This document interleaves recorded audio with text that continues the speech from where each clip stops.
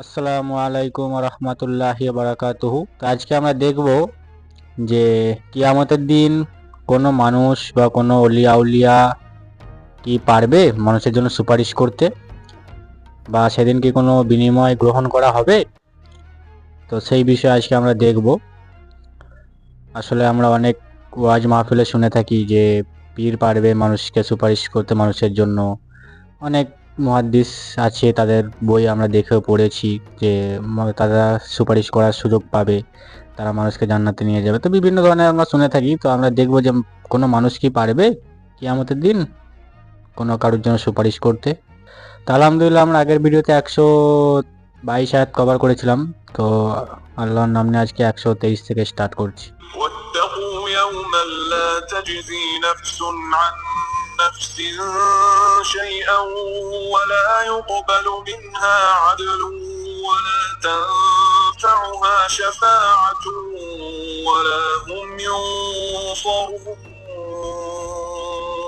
আর সেই দিনকে ভয় করো যেদিন কেউ কারো কোনো কাজে আসবে না, কারো থেকে ফিদিয়া বিনিময় গ্রহণ করা হবে না, কোনো সুপারিশ মানুষের জন্য লাভজনক হবে না, এবং অপরাধীরা কোথাও থেকে কোনো সাহায্য পাবে না।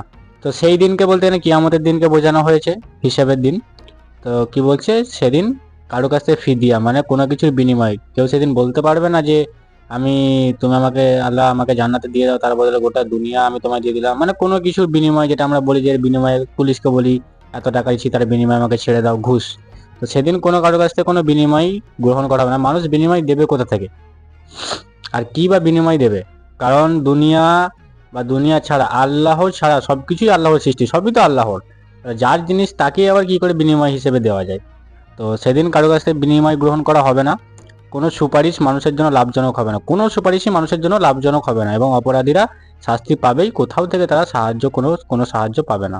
وإذ ابتلى إبراهيم ربه بكلمات فأتمهن قال إني جاعلك للناس إماما قال ومن ذريتي قال لا ينال عهد الظالمين।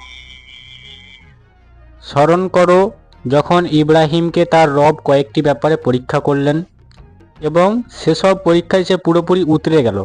তখন তিনি বললেন, আমি তোমাকে সকল মানুষের নেতার পদে অধিষ্ঠিত করব। ইব্রাহিম বলল, আর আমার সন্তানদের সাথেও কি এই অঙ্গীকার?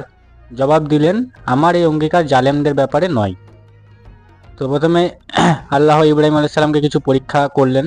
তো যখন পরীক্ষায় পাশ করলো, তখন আল্লাহ বলল যে আমি তোমাকে মানে মানুষের নেতার পদে অধিষ্ঠিত করব, তোমাকে মানুষের নেতা বানাবো। ঠিক আছে। তো ইব্রাহিম আলাইহিস সালাম বললো যে এই একই অঙ্গীকার কি আমার সন্তানদের সাথেও? যেসব কঠিন পরীক্ষার মধ্য দিয়ে অগ্রসর হয়ে হযরত ইব্রাহিম আলাইহিস সালাম তাকে বিশ্ব মানবতার নেতৃত্বের পদে অধিষ্ঠিত করার যোগ্য প্রমাণ করেছিলেন, কুরআন মজিদের বিভিন্ন স্থানে সেগুলোর বিস্তারিত বিবরণ এসেছে। সত্যের আলো তাঁর সামনে সুস্পষ্টরূপে প্রতিভাত হবার পর থেকে নিয়ে মৃত্যুকাল পর্যন্ত সমগ্র জীবন ছিল কুরবানি ও ত্যাগের মূর্ত প্রতীক। দুনিয়ার যেসব বস্তুকে মানুষ ভালোবাসতে পারে, এমন প্রতিটি বস্তুকে হযরত ইব্রাহিম আলাইহিস সালাম সত্যের জন্য কুরবানি করেছিলেন। দুনিয়ার যে সমস্ত বিপদকে মানুষ ভয় করে, সত্যের খাতিরে তার প্রত্যেকটি তিনি বরণ করে নিয়েছিলেন। তো কিরকম পরীক্ষা ছিল যে আমরা দুনিয়ার এমন কোনো জিনিস আছে কিছু যেগুলোকে আমরা খুব ভালোবাসি, যেগুলো আমরা ছাড়তে চাই, যেমন আমাদের ঘর বাড়ি ভিটে মাটি আত্মীয় স্বজন, যাদেরকে আমরা খুব ভালোবাসি, তাদের কাছ থেকে আলাদা আমরা হতে চাই না, সেগুলো আমরা ত্যাগ করতে চাই না। তো এরকম অনেক জিনিস সত্যের খাতিরে ইব্রাহিম আলাইহিস সালাম সেগুলো ত্যাগ করেছিলেন, কুরবানি করেছিলেন। আর যেসব বিপদকে মানুষ ভয় করে, যেগুলো থেকে মানুষ সাবধান থাকে যে আমার এত বড় ক্ষতি না হয়ে যায়, এসব বিভিন্ন ধরনের, তো সেই সব প্রত্যেকটি বিপদকে সত্যের খাতিরে বরণ করে নিয়েছিলেন, সেগুলো সহ্য করেছিলেন, মেনে নিয়েছিলেন। অর্থাৎ এই অঙ্গীকারটি তোমার সন্তানদের কেবলমাত্র সেই অংশটির সাথে সম্পর্কিত যারা সদাচারী, সত্যনিষ্ঠ ও সৎকর্মশীল। তো আল্লাহ যখন ইব্রাহিম আলাইহিস সালামকে বললেন যে আমি তোমাকে নেতৃত্বের পদে অধিষ্ঠিত করব, তখন ইব্রাহিম আলাইহিস সালাম জিজ্ঞেস করলো যে এই একই অঙ্গীকার কি আমার সন্তানদের জন্য? তো আল্লাহ জবাবে বলেছিল যে আমার এই অঙ্গীকার জালেমদের ব্যাপারে নয়। আল্লাহ কিন্তু বলেনি যে হ্যাঁ তোমার সন্তানদের মধ্যেও বা তোমার সন্তানদের নয়, শুধু তোমার। আল্লাহ কি বলেছে উত্তর দিয়ে? অঙ্গীকার জালেমদের ব্যাপারে নয়। অতএব কেবলমাত্র এই অংশটির সাথে সম্পর্কিত যারা সদাচারী, সত্যনিষ্ঠ, সৎকর্মশীল, মানে যারা কোরআন হাদিস মেনে চলবে, নবীদেরকে মানবে, আল্লাহর বিধান অনুযায়ী জীবন ধারণ করবে, চলবে, এই অঙ্গীকারটা শুধু তাদের জন্য। তাদের মধ্যে থেকে যারা জালেম, তাদের জন্য এই অঙ্গীকার নয়। এ থেকে সুস্পষ্ট হয়ে যায় পথভ্রষ্ট ইহুদিরা ও মুশরিক বনি ইসরাইলরা এই অঙ্গীকারের সাথে সম্পর্কিত নয়। وإذ جعلنا البيت مثابة للناس وأمنا واتخذوا من مقام إبراهيم مصلى وعهدنا إلى إبراهيم وإسماعيل أن طهرا بيتي للطائفين والعاكفين والركع السجود। আর স্মরণ করো তখনকার কথা, যখন আমি এই গৃহকে, মানে কাবার কথা বলতে, যখন আমি এই গৃহকে লোকদের জন্য কেন্দ্র ও নিরাপত্তা স্থল গণ্য করেছিলাম এবং ইব্রাহিম যেখানে ইবাদত করার জন্য দাঁড়ায় সে স্থানটিকে স্থায়ীভাবে নামাজের স্থানে পরিণত করার হুকুম দিয়েছিলাম। আর ইব্রাহিম ও ইসমাইলকে তাগিদ করে বলেছিলাম, আমার এই গৃহকে তাওয়াফকারী, ইতিকাফকারী ও রুকু সিজদাকারীদের জন্য পাক পবিত্র রাখো। তো পাক পবিত্র রাখার অর্থ কেবলমাত্র ময়লা আবর্জনা থেকে পাক পবিত্র রাখা নয়। আল্লাহর ঘরে আসল পবিত্রতা হচ্ছে এই যে সেখানে আল্লাহ ছাড়া আর কারোর নাম উচ্চারিত হবে না। যে ব্যক্তি আল্লাহর ঘরে বসে আল্লাহ ছাড়া আর কাউকে মালিক, প্রভু, মাবুদ, অভাব পূরণকারী ও ফারিয়াদ শ্রবণকারী হিসেবে ডাকে, সে আসলে তাকে নাপাক ও অপবিত্র করে দিয়েছে। এ আয়াতে অত্যন্ত সূক্ষ্ম পদ্ধতিতে কুরাইশ মুশরিকদের অপরাধ সমূহের প্রতি ইঙ্গিত করা হয়েছে। সেখানে বলা হয়েছে, এ জালেমরা ইব্রাহিম ও ইসমাইলের উত্তরাধিকারী হবার জন্য গর্ব করে বেড়ায়, কিন্তু উত্তরাধিকারের হক আদায় করার পরিবর্তে এরা উল্টো সেই হককে পদতলিত করে যাচ্ছে।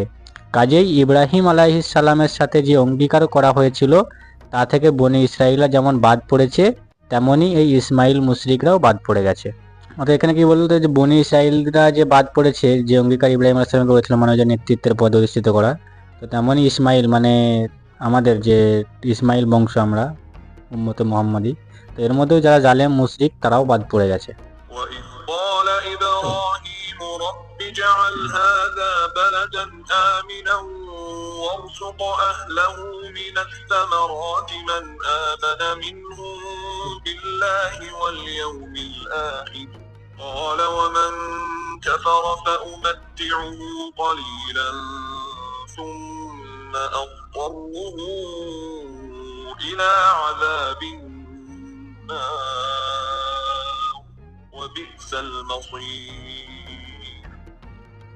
আর এও স্মরণ করো যে ইব্রাহিম দোয়া করেছিল, হে আমার রব, এই শহরকে শান্তি ও নিরাপত্তা শহর বানিয়ে দাও, আর এর অধিবাসীদের মধ্যে থেকে যারা আল্লাহ ও আখেরাতকে মানবে তাদেরকে সব রকম ফলের আহার্য দান করো। জবাবে তার রব বললেন, আর যে মানবে না, দুনিয়ার গুটি কয়েক দিনের জীবনের সামগ্রী আমি তাকেও দেব, কিন্তু সবশেষে তাকে জাহান্নামের আযাবের মধ্যে নিক্ষেপ করব এবং সেটি নিকৃষ্টতম আবাস। হযরত ইব্রাহিম আলাইহিস সালাম যখন মানবজাতির নেতৃত্ব সম্পর্কে আল্লাহকে জিজ্ঞেস করেছিলেন, জবাবে তাকে বলা হয়েছিল, তোমার সন্তানদের মধ্যে থেকে একমাত্র মুমিন ও সত্যনিষ্ঠরাই এ পদের অধিকারী হবে, জালেমদেরকে এর অধিকারী করা হবে না। অতঃপর হযরত ইব্রাহিম যখন রিজিকের জন্য দোয়া করতে লাগলেন, তখন আগের ফরমানটিকে সামনে রেখে তিনি কেবলমাত্র নিজের মুমিন সন্তান ও বংশধরদের জন্য দোয়া করলেন। কিন্তু মহান আল্লাহ জবাবে সঙ্গে সঙ্গেই তার ভুল ধারণা দূর করে দিলেন এবং তাকে জানিয়ে দিলেন, সত্যনিষ্ঠ নেতৃত্ব এক কথা আর রিজিক ও আহার্য দান করা অন্য কথা। সত্যনিষ্ঠ ও সৎকর্মশীল মুমিনরাই একমাত্র সত্যনিষ্ঠ নেতৃত্বের অধিকারী হবে, কিন্তু দুনিয়ার রিজিক ও আহার্য মুমিন ও কাফের নির্বিশেষে সবাইকেই দেওয়া হবে। এ থেকে একথা স্বতঃস্ফূর্তভাবে প্রতিভাত হয় যে কারো অর্থ সম্পদের প্রাচুর্য দেখে যেন কেউ এ ধারণা না করে বসেন যে আল্লাহ তার প্রতি সন্তুষ্ট আছেন এবং আল্লাহর পক্ষ থেকে সেই নেতৃত্ব যোগ্যতারও অধিকারী। অতএব আমরা দুনিয়ার মধ্যে আমাদের মনে ওই প্রশ্ন এসেছিল যে বিশেষ করে আমরা দুনিয়ার মধ্যে দেখি যারা জালেম, যারা মানুষকে অত্যাচার করে, যারা সুদ খায়, তাদেরই ধন সম্পত্তি সবসময় বেশি থাকে, বেড়ে যায়। তো এই থেকে এবার যেন এই বিচার করা যাবে না যে তাকে আল্লাহ অনেক নিয়ামত দিয়েছে, আল্লাহ তাকে অনেক ভালোবাসেন, সে হয়তো আল্লাহর প্রিয় বান্দা, তাই আল্লাহ তাকে এত কিছু দিয়েছেন। আল্লাহ রিজিক মুমিন কাফের দুজনকেই দেয়, কিন্তু কাফেরদের জন্য থাকে কি কিয়ামতের দিন আযাব, জাহান্নাম, যেটা নিকৃষ্টতম আবাস, আর মুমিন ব্যক্তিদের জন্য থাকে জান্নাত। তো দুনিয়া দিয়ে আখিরাত বিচার করলে চলবে না। তো রিজিক আল্লাহ সবাইকেই দিয়ে থাকেন। তো অনেকের অনেক রিজিক দেখে, অনেক ধন সম্পত্তি দেখে এই বিচার করা যাবে না যে তাকে আল্লাহ অনেক ভালোবাসেন বা তাকে সেই নেতৃত্বের যোগ্যতার অধিকারী বানিয়েছেন। তো আলহামদুলিল্লাহ আমরা 126 আয়াত পর্যন্ত কভার করে নিয়েছি। তো ইনশাআল্লাহ আমরা নেক্সট ভিডিওতে 127 থেকে